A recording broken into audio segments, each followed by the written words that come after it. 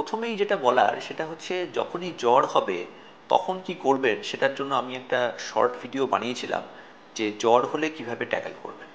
যে কোনো জ্বর, সেটা ডেঙ্গু জ্বর হোক বা যে কোনো জ্বর হোক, জ্বর হলে সবার আগে একটা লুজ গার্মেন্টস পরবেন এবং সব থেকে বেশি হচ্ছে প্যারাসিটামল বাড়িতে খান, কোনো রকম কম্বিনেশন ড্রাগ খাবেন না এবং চেষ্টা করুন কোল্ড স্পঞ্জিং করার এবং এমন একটা ঘরে থাকুন যেখানে দমবন্ধ ভাব যেন না হয়, ভালো করে এয়ার সার্কুলেশন হয়, যন্ত্রটা দরকার হলে খুলুন। প্রচুর বেশি জামা কাপড় পরে আরও জ্বরটাকে ত্বরান্বিত করবেন না বা জ্বরটাকে আরও বাড়িয়ে দেবেন না। প্রথম হলো জ্বর ম্যানেজমেন্ট করুন। ২ নম্বর হচ্ছে এবার দেখলেন যে খুব বেশি গা হাত পা ব্যথা হচ্ছে এবং বেশি ব্যথা হচ্ছে, মাথা যন্ত্রণা প্রচণ্ড, দেখা গেল চোখের পিছন দিয়ে প্রচণ্ড যন্ত্রণা হচ্ছে, সাথে হয়তো বমি শুরু হয়েছে, বা দেখা গেল বমি হচ্ছে না, পেট খারাপ হচ্ছে, তার সাথে আবার কিন্তু আপনার প্রচণ্ড পরিমাণে মাথা যন্ত্রণা হচ্ছে, এতটাই বেশি যেটা অন্যান্য জ্বরে আপনি পাচ্ছেন না। বা কখনো কখনো দেখলেন গায়ে হালকা র্যাশ হয়েছে, যে র্যাশগুলো একটু লালচে ধরনের, এই সিমটমসগুলো কিন্তু আপনার হতে পারে।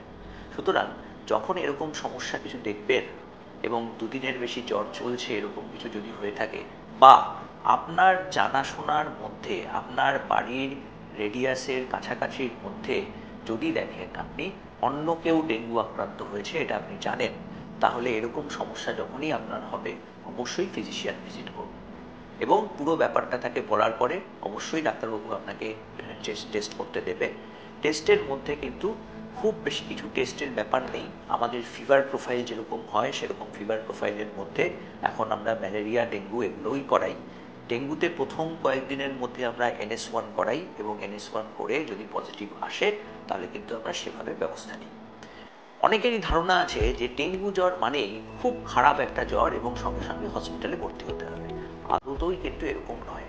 ডেঙ্গু জ্বর একটা ভাইরাল জ্বর, ম্যাক্সিমাম কেসে তাদের অ্যাডমিশন লাগে না এবং যেটা হয় শুধু প্যারাসিটামল এবং ভালো করে ডিহাইড্রেশন মেনটেন করলেই, মানে আপনাকে যদি ডিহাইড্রেশন না হয় সেটা যদি মেনটেন করেন, ওআরএস ঠিক মতো খান, জল ঠিক মতো খান, খাওয়ার ঠিক মতো খান, তাহলেই কিন্তু জ্বরটাকে ট্যাকেল করা খুব ইজি।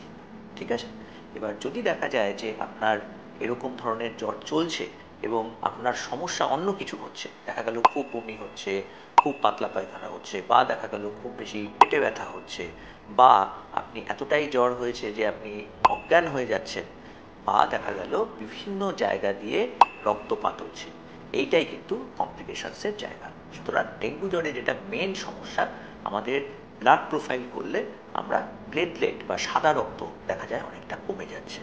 এই প্লেটলেট যদি দেখা যায় অনেক কমে যাচ্ছে তখন কিন্তু আমাদের বেশ কিছু ব্লিডিং সমস্যা তৈরি হয়। ব্লিডিং সমস্যার মধ্যে দেখা গেল যে আপনার চোখের মধ্যে একটা হেমারেজিক স্পট হয়েছে, বা দাঁতের গোড়া দিয়ে একটু রক্ত বেরোচ্ছে, বা পায়খানা পেচ্ছাপ দিয়ে একটু রক্ত বেরোচ্ছে, বা গায়ে প্রচুর র্যাশ বেরিয়েছে, বা দেখা গেল আপনার প্রেশার চেক করে অনেক প্রেশার ফল করেছে। এই সব সমস্যা হলে কিন্তু আপনাকে হসপিটালাইজড হতে হবে এবং তখন দেখা গেল যে আপনার ডেঙ্গু হেমারেজিক ফিভার হয়েছে। ডেঙ্গুর বেসিক্যালি দুটোই কমপ্লিকেশন, একটা হলো ডেঙ্গু হেমারেজিক ফিভার, একটা হলো ডেঙ্গু হেমারেজিক শক।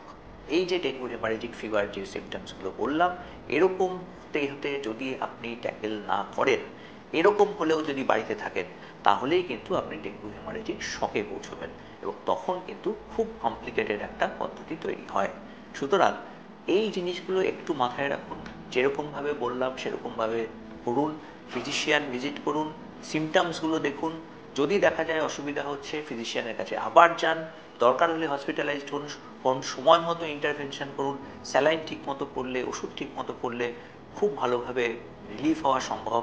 ডেঙ্গুর কিন্তু কোনো আলাদা ওষুধ নেই, ডেঙ্গু কিন্তু কোনো আলাদা জ্বর নয় যার জন্য আলাদা কোনো ওষুধ তৈরি হয়েছে, শুধুমাত্র প্যারাসিটামল, এবং প্যারাসিটামলেই এটা ঠিক হয়। ডিহাইড্রেশন কারেকশন হচ্ছে মেন স্টে অফ ট্রিটমেন্ট।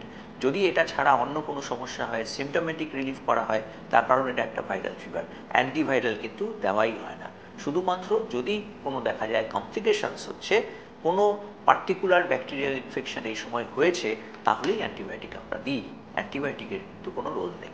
সুতরাং ডেঙ্গু জ্বর হলে আগে থেকে প্যানিক করবেন না, জিনিসগুলো বুঝুন, দরকার হলে অ্যান্টিবায়োটিক খান, অ্যান্টিবায়োটিক আগে থেকে খাবেন না, ফিজিশিয়ান ভিজিট করুন। ভালো থাকুন, সুস্থ থাকুন, নমস্কার।